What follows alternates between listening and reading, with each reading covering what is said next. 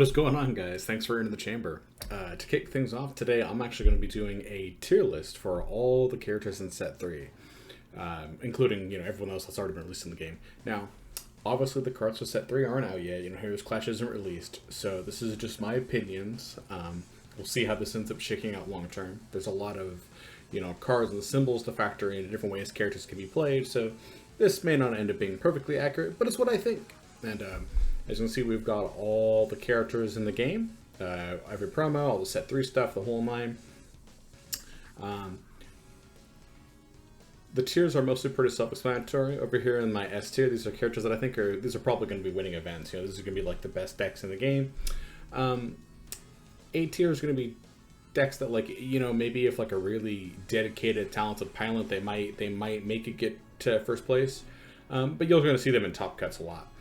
B tier, these are characters you might, once in a full moon, every now and then, you see make a top cut somewhere, but they probably can't win event, they're not quite good enough. C tier, these are characters that can't win events or can't top events, but you could still play them, they're not terrible, they're just not super competitive. D tier is the characters that suck. I think you play these characters if you want to play for fun, or if you really like what they're doing, or you're a big fan of the character, but you're not looking to win any games. And then finally the sideboard tier. And universes we can sideboard into characters, so some characters kind of suck to play with, but they're great to sideboard into. With all that out of the way, we're going to dive in. Starting off with Thromite. I love Thromite to death. I think he's like a really neat character, and he's like a good package you just want to throw people around, but it's probably not a competitive strategy.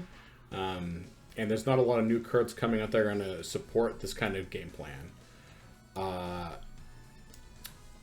All Might 3. This is the All Might that we see people playing left and right. We'll see how this character shakes up in the meta. I'd be very surprised if he ends up winning events, only because of how things are currently structured. He has a hard time against really fast aggressive decks, and they're getting even more tools next set.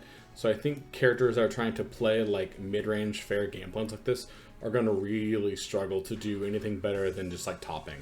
So he's still a great character in his own right. True form, I think this character sucks. The loss of coordinated effort really hurts this character. And in general, you'd rather be on one of the other All Mights as opposed to actually playing All Might True form.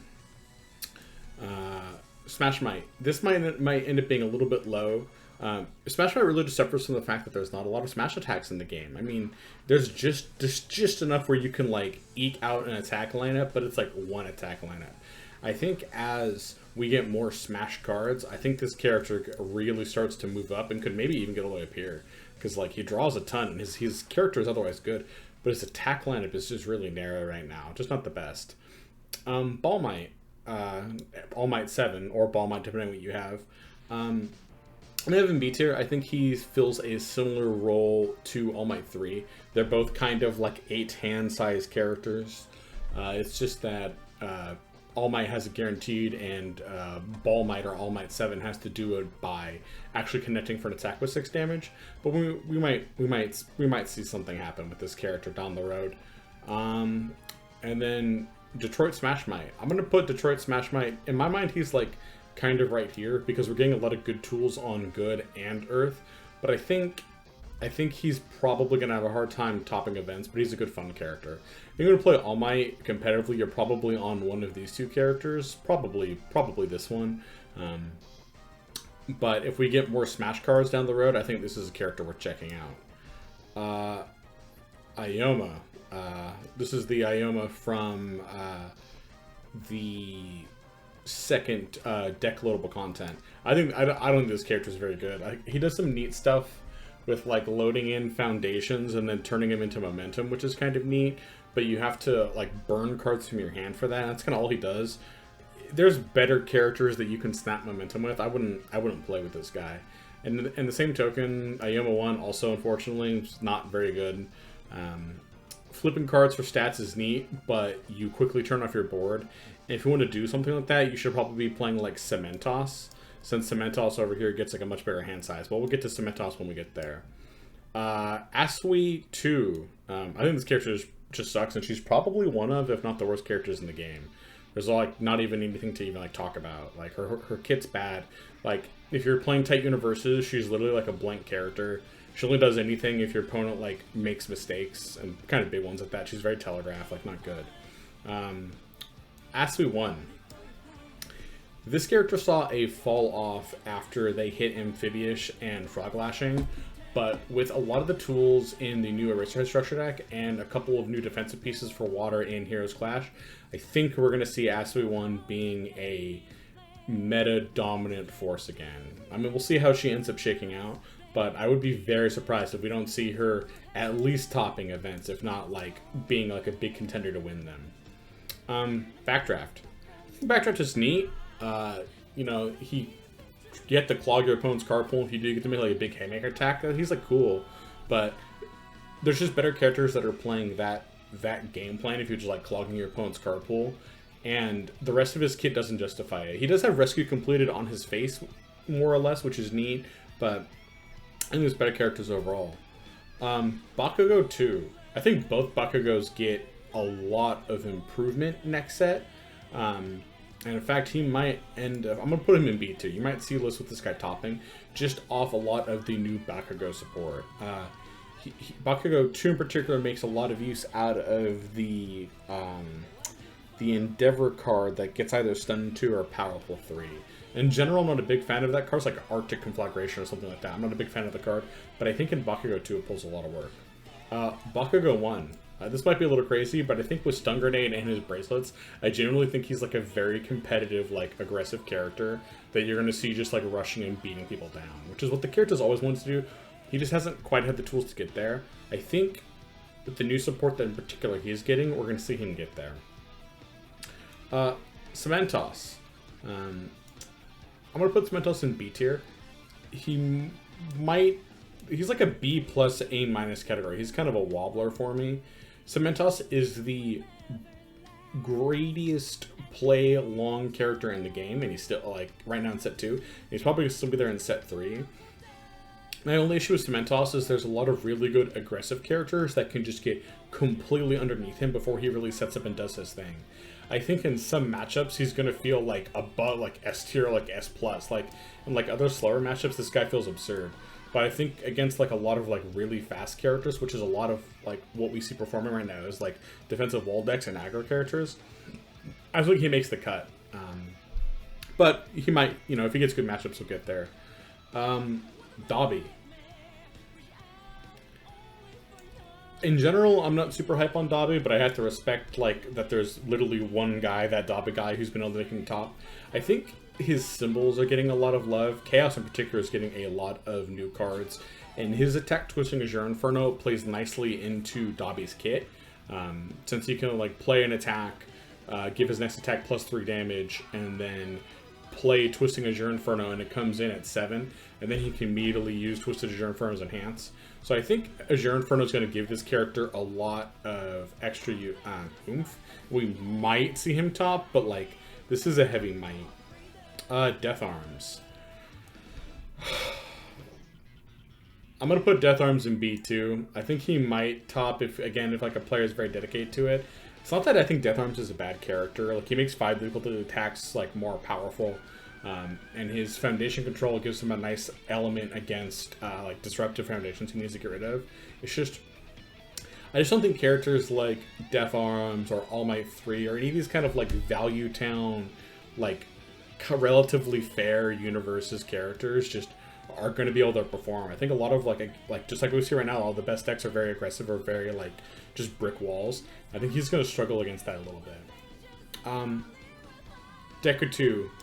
Man, I love this character, and he's getting some love with like Tetsu Thrashing, but the reality is that Deku 1 plays Tetsu Thrashing way better than Deku 2, and he's just way too fair of a character. Like in a different meta, he might move up to B tier, but like I can't see him being anything higher than that. Like, barring, of course, like ban lists or huge meta shifts that I don't see coming. Speaking of, Deku 1. I know this seems crazy to put Deku 1 all the way up in B tier. But just hear me out for a second. Deku 1 with Tetsu Thrashing is gonna kill people out of nowhere. Like, the fact that you can play a Tetsu Thrashing, discard your hand, you've got no cards in hand, so you can pick up a Tetsu Thrashing, play it, discard your hand, which you don't have anymore, but that doesn't matter, you can still do it. All your Tetsu Thrashings are going to be just like giant. So I think this character is going to get a lot of mileage out of Tetsu Thrashing. It's like kind of a combo deck. And maybe we'll see someone squeak, like, probably Tamara. I know, like, Tamara loves this character. Like, maybe Squeak, but, like, barring if that never materializes, he belongs down here, too. Denki 2. Again, this might end up being more of a BT character, but I think we're seeing a lot of neat momentum attacks that weaponize their momentum. There's like a sludge card that burns their opponent. Shiggy is getting a card that's like Sudden Death Assault that you can pitch the momentum and burn their opponent. Like, this character snaps a ton of free momentum, and then he's getting tools to weaponize the momentum to kill people. I think if people sit down and refine that like playstyle, he'll wind up somewhere in here. He might end up as like a B tier. I'm gonna actually move into B tier because there's gonna be some work involved. But like, if someone like cracks this character, he might make his way up. Denki 1, similar role. Denki is basically just a combo character that like plays a bunch of attacks, snaps a bunch of momentum, and kills people. That kind of approach is good in the meta right now. Trying to just like get underneath people before they do stuff. I just think Denki 1 struggles because like there's just characters that do it better. But like we might see someone get here, but he might wind up like down here. He's like B minus, so I think Denki 2 is like B plus category. Endeavor, or I'm sorry, not Endeavor. Ectoplasm. Ectoplasm's really neat, and he's getting some sweet attacks, but other characters play, like Ectoplasm clones, he's way better in Coda than is in Ectoplasm, and his gimmick being to like free block stuff is like very unreliable. It's only 3 cards in your deck, you're likely to check them. They basically take up like foundation slots. Like, this character is neat, he's a lot of fun, but I don't think he's super competitive. Endeavor 2.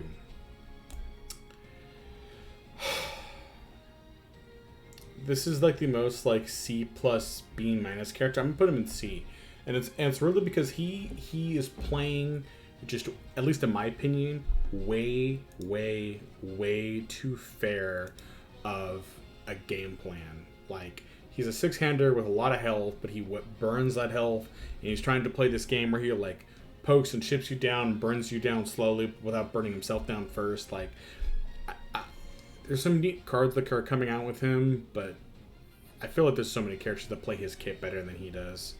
And that kind of brings me to the other Endeavor. Like, he's a neat character, but he just makes his attacks very damaging. He has optional tools to grab attacks out of his discard pile, which is neat. I don't know. I'd be very surprised if we saw this character top. I don't think he sucks, but like, I just don't see him topping any like big events. On the other hand, I do see Eraserhead 2 topping big events. Eraserhead 2 is doing a lot of the right stuff in the meta to be, crushing a lot of his opposition. Like, he makes very long attack strains, he draws a bunch of cards, he has just enough defense with his response. Like, I think we might see people kind of make this character go the distance. Very similar to Eraserhead 1. I don't think Eraserhead 1 can win events unless you were like an incredibly dedicated pilot. He's just too taxing of a character to play for like a long time. But he is like a genuinely like decent character that will probably get a little bit better next set because Void is getting better spam foundations. Fourth Kind. This is another one of those like C plus B minus tier category characters.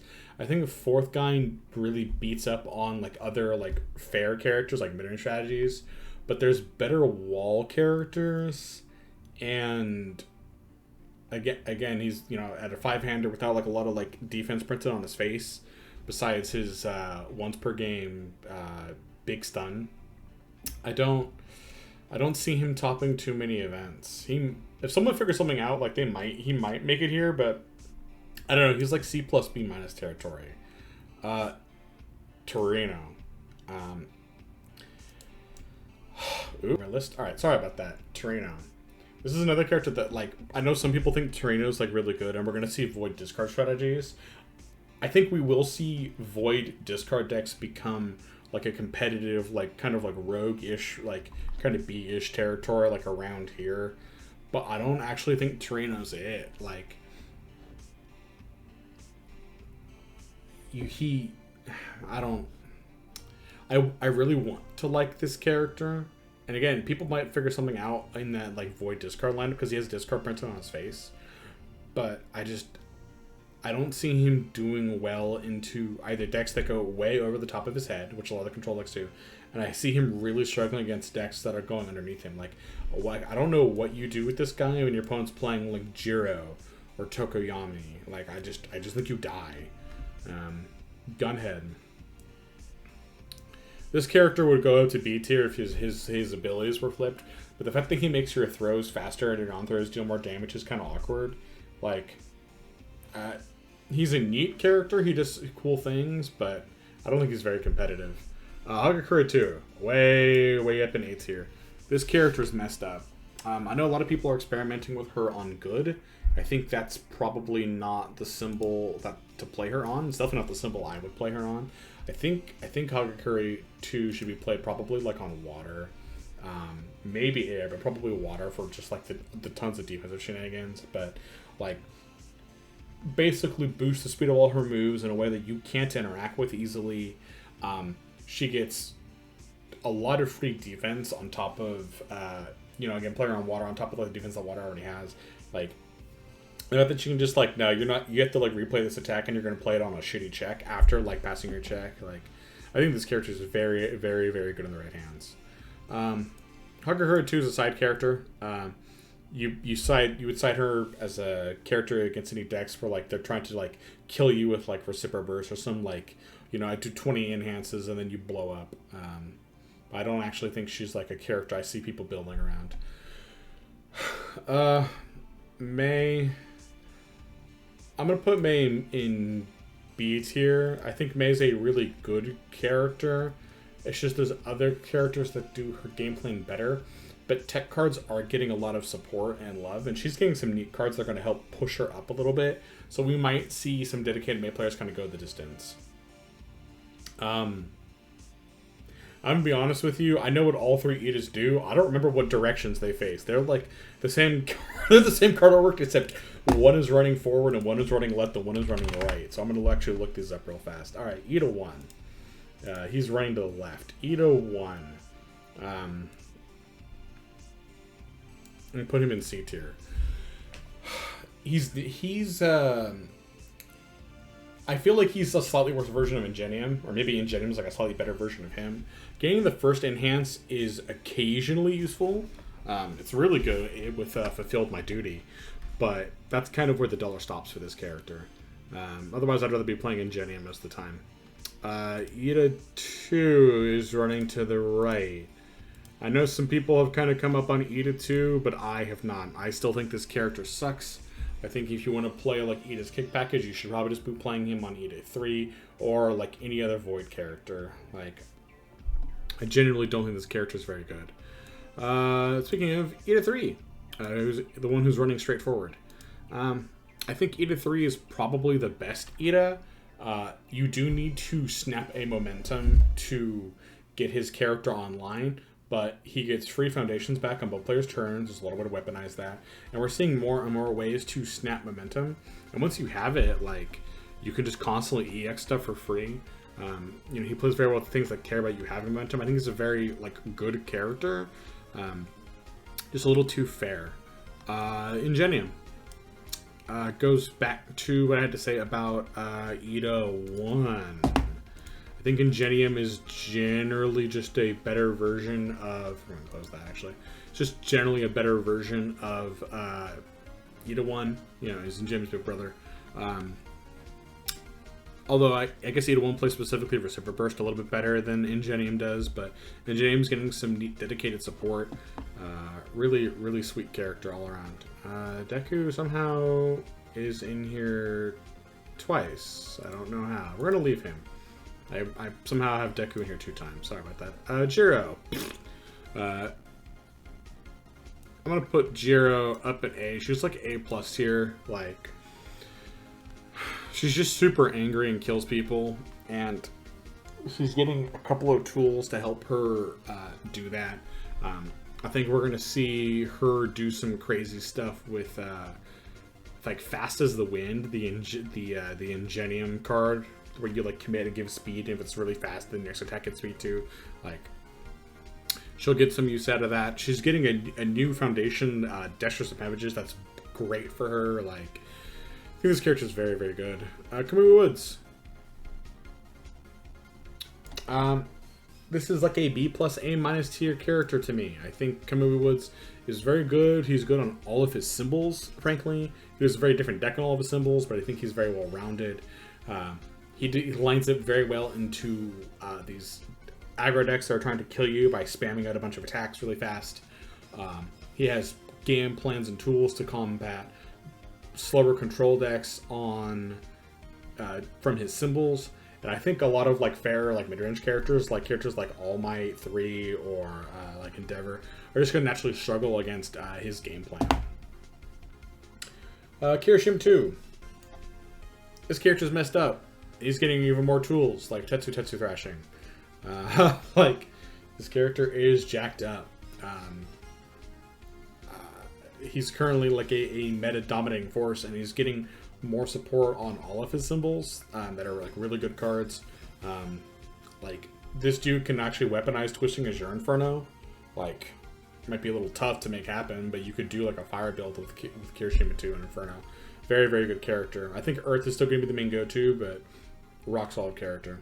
Kirishima 1. I think this character sucks. I think in a world and in post-errata, even if you were maybe make something happen, but you should be playing Kirishima 2. Coda. I think Coda's really good.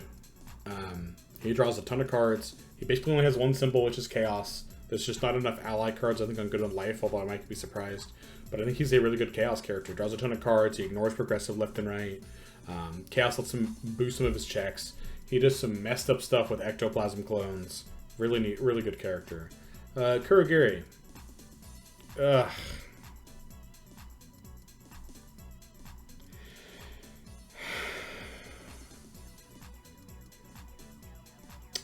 I'll put Kurogiri in C tier. I don't see him getting there. He's a neat character, but I think there's better just control characters on all symbols. That sucks, but yeah. Midnight. I'm gonna put Midnight here. She's in B tier, but I think she's like a B+ category character. Alright, so again, Midnight. Midnight is a... I think she gets much better with all of her new support. We might see someone really dedicated to make this character go the distance. Mina.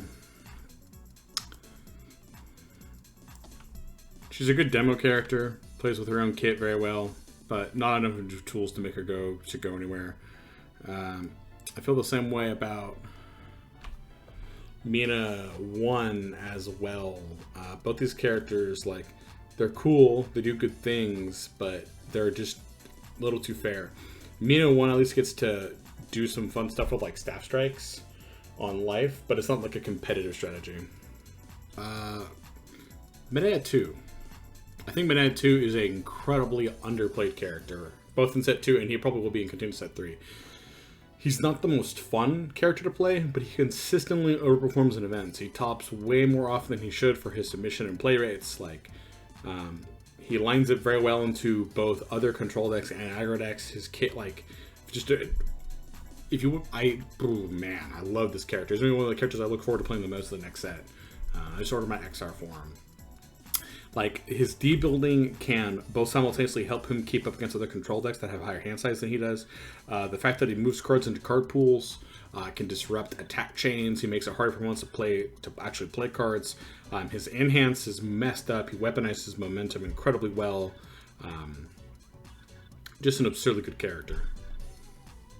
Mineta 1 sucks. He's a terrible. Just go play Mineta 2. Momo. I'm gonna be real. I think this character sucks. Like, she hands weapons like random keywords, but she only does it like once, and she can build assets from her hand, but there's not that many assets you care to build. Like, I just don't think this character does very much. Momo 1. This almost goes without saying, because Momo's currently one of the best characters in the game, but she's going to continue to be one of the best characters in the next set. Again, barring, you know, bans or hits. I think he's very, very, very, very good character. I know talking about bans is a little unpopular, but my personal 2 cents,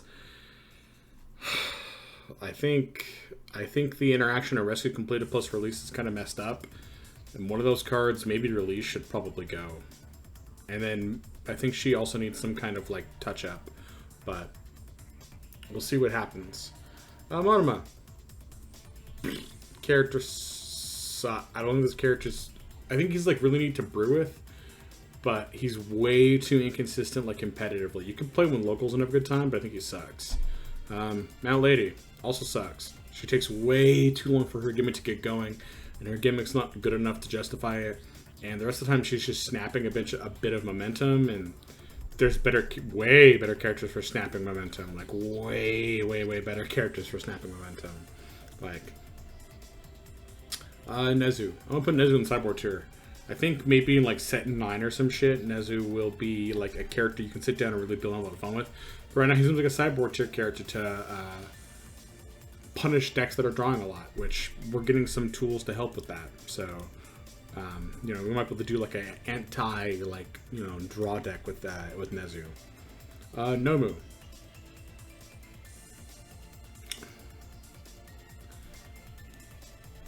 I think in general, Nomu is not a very good character.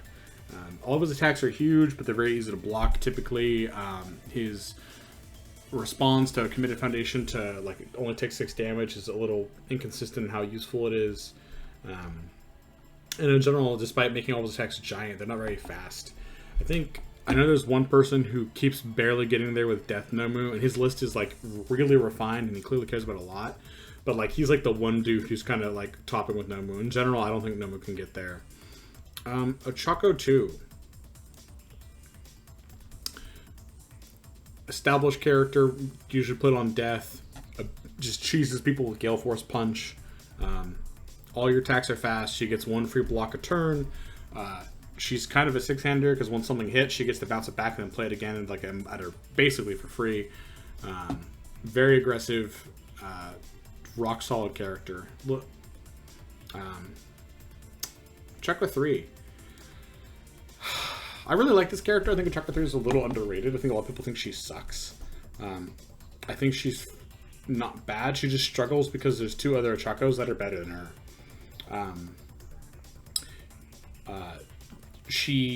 If you keep blocking her attacks are all at -1 difficulty. She makes your attacks easier to block. She has great card selection. She gets a ton of cards back to hand because she snaps stuff from her momentum all the time. Genuinely slightly underrated character, I think. Chaka 1. I'm gonna put her. I think I'm gonna put a Chaka 1 down here, in B tier, kind of like B+ category. She gets a lot of free momentum. She keeps her card pool clear. These are, you know, both very powerful things. She gets free blocks. She gets a free block. She can snap a momentum back to her hands when she needs to. She has card draw stapled to her face. A lot of good things about the character. Air's getting some neat tools next set. We might see someone come up with something that pushes her a little higher. Oshiro. I think this character is cranked. This character is nuts. We will frequently see him topping in events. I think he's doing everything we've been doing as an aggressive character. He plays tons of big, beefy attacks that hit hard, they hit fast. He used to pick a move up and hit you the second time. I don't think you try to like really like answer your opponent's cards. You just try to kill them. The new Rapid Punches, Rapid Blows, I think it's called. The 2 promo attacks that like reference each other. I think it's like, or maybe Rapid Punches, Hardened Blows, whatever they are. Like, he gets a lot of mileage out of him. Very good character. Oshiro 1 is neat, but he tries to flip your opponent's stage. If you want to do that, I think you should probably be on Kirishima 2. He does it a little bit better. And then once per game, you make a move really hard to block, basically unblockable. He's a fun character. I just think what he's doing takes a little too long to really be like super competitive. I don't see him topping, but he doesn't suck by any means. His characters suck. Like, they're mill characters. Present Mike deserves better. I hope we get a Present Mike. He does something other than mill. Like, we're seeing people play giant decks right now, 70, 75 card lists sometimes. Like, you're not winning by exhaustion with Present Mike. He sucks. Recover Girl. Man, when this character got previewed, people were losing their minds. They thought she was going to be like the bee's knees. I don't even see her topping events, honestly. Like, she's really good into people who don't adjust their playstyle when, like, you're on Recovery Girl. If they're just out there trying to, like, do the same thing that they've, always been doing. Sorry about that. We're going to do that real fast. But in general, I don't think Recovery Girl's any good. Sato 2. I think Sato 2 gets a lot of mileage out of just being a 7 hand size character that just doesn't get to block. Like, it's like a 7 hand size, like 30 health, a 20 health character that doesn't get to block. He gets a ton of mileage out of cards like One with Nature, and his new cards, Talented Baker, Brutish Swagger, are also very good. So I think you might see him make his way there, but there's just characters that are doing what he's doing but better. If you want to rush people down, like, you've got better options. I think that one's a similar category. I think if you're really dedicated, you could get here. He's a little bit more mid-range than Sato 2, but still like a genuinely well-rounded character. Draws cards, gives moves stun, pumps damage, very well-rounded. Selkie. I don't think this character's good enough. Like, basically commit to, like, snap a move out of your card pool and grab some momentum is good. But that's, like, all the character does. Like, and then I guess, like, he has, like, he seals something, which is funny because he's, like, a seal, But I'd be very surprised if this character was able to top an event. I'm just going to put both Saros here. I think they're doing kind of similar things, just in different ways. Like, Sarah 1 messes with block zones. Sarah 2 just, like, if you block his cards, they get very fast, and he draws cards, and he can clog your card pool to force it to happen. I think both of these characters are very competitive next set, and they're getting a lot of tools that will make them even better. But they're both very good. Sarah 1 loves Deku's Notebook. Makes his game plan ridiculous. Shiggy. Shiggy 2 is a B+, A-ish category for me. I think I could see putting him in A tier, but he gets a ton of free momentum. I mean, this like snapping momentum is so incredibly powerful. Like, fuels all sorts of attacks and abilities. His new foundation is very good. It's incredibly busted in him because that's how you snap your free momentum. It turns into free blocks. He can also optionally, like, ignore progressive, which can be like a game-winning thing. Like, he's just a very good aggro character. I'm gonna put Shiggy 1 up here as well. I think Shiggy 1 is getting a lot of tools in the next set off of both his current character and some of the other releases that are going to help him do his game plan a little bit more consistently. Nothing to see here is such a huge power spike. Conflict of ideologies is a big power spike for this character. You might see him eking his way into top 16 every now and then. Shinzo sucks. You want to play characters that give your attacks +2 speed? Play Asui. Play Eraserhead 1. Play Ojiro 2. Play Sarah. There's so many characters that just, like, pump speed and do other useful stuff. This guy, like, just pumps speed and that's it. And you have to build, like, he's, like, zone restricted. think this character sucks. Ibarra. Ibarra's new attack really helps her kid out.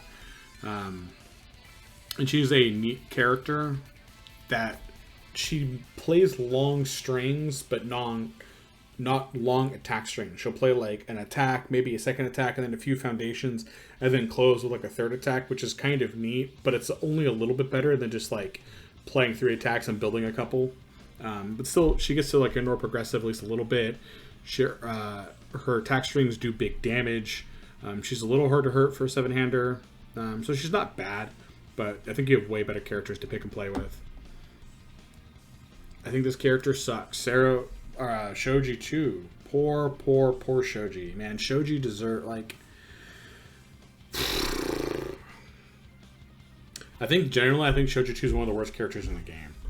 Like, this dude needed... I think if this dude got tokens on my turn and on your turn, like on both rivals' turns, he might make it to C tier. But the fact that you have to make these like very little token counts stretch for 2 player turns is wild. You have to max out window shopping and max out his own attack. You have to burn momentum for... like, I think this character sucks. I think if you're dead set on playing Shoji, I think Shoji 1 does a little bit better. He's a neat toolbox character. He weaponizes his own health, and that hurts. But he's not bad. I just don't see him ever topping anything. Snipe, I think this character sucks. Like, he just doesn't do enough. Like, rating 1 foundation is kind of neat, but, you know, that's something, I guess. Like, he gets a little bit of free burn, and that's like pretty much it. Like, if you block his range attacks, he still gets in for 1. Like, dude, if you want to burn people, play Denki. Like, Chaos is getting a couple of new attacks. There's like a sledge attack where you can dump all your momentum and burn people. And like I said, sudden death assault. Like, if you want to like burn people out, like play a Denki. Stain. I think this character is nuts. He's an 8-hand size weapon-based character. I think void weapons that are like shredding people's hands is going to really shine specifically at a Stain 2. He freezes and commits foundations. He's gets a ton of mileage out of conflict of ideology. I think this character is jacked up. Stain 1 gets a little bit better. I'm gonna put him here. I think he's... Look, I love him to death, but like he's just a little low powered. Like +1/+1 on your weapons is neat, but it's a little narrow. And then commit to hack a check is fine, but not great. Like he's just a little low power. Tetsu. I think Tetsu gets a lot of improvement thanks to his new attack Tetsu thrashing, but I actually genuinely think Deku 1 plays it better than him, but we'll see how that shakes out. But I think these 2 characters are actually very similar currently. 13. I think any character that, like, if you just don't ever want to lose to a 5-hander, you just sideboard on 13, you just bully 5-handers forever. Otherwise, I don't see people like actually main boarding 13 as a character. Todoroki 2. We're going to put him way up in here in A tier. I think this character will frequently top events, and he's getting like a lot of new support that are going to kind of push him up a level. I think theoretically you can even see him win an event. But on water or on fire for that matter, he gets Frozen Slash, which makes him actually able to make attack strings. He really weaponizes Twisted Azure Inferno. You can do some really wild stuff with it with that attack in this character. You just want to like all in your opponent. And then he's not bad on order either. Like he's good on all of his symbols. I think if you want to play like a mid-range strategy, I think this is the character to play it with. There's a reason I have him above like every other mid-range strategy. Look, I think Todoroki 1 is neat. I think he provides like a very specific playstyle, but there's so many better like defensive wall characters that like I don't see why you would ever like play Todoroki 1 unless you like really wanted to. Toga.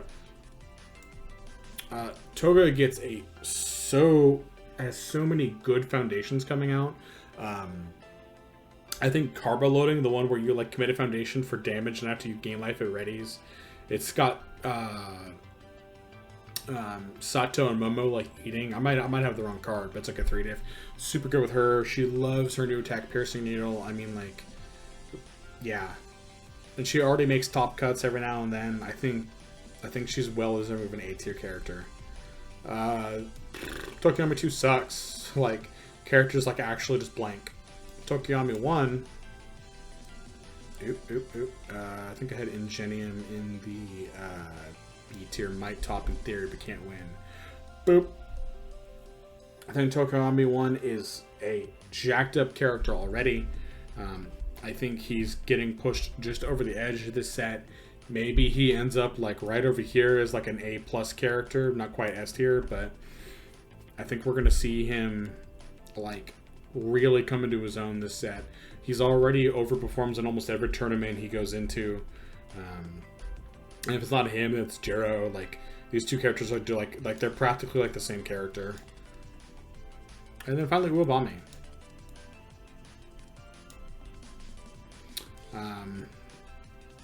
I know Shane was playing kind of a neat Uobami combo deck, but in my mind she's like a C+B- character. Like, she might get there if you ran really hot, but I don't really see her actually topping events. I'd be very surprised if she got there. But yeah, this is my tier list for set 3 and where I think characters will shape out. Obviously, you know, you guys are gonna have your own opinions, and you should let me know what you think down in the comments. Thanks for hanging out and watching this, and make sure you guys like and subscribe. And once again, thanks for entering the chamber. I'll see you in the next one.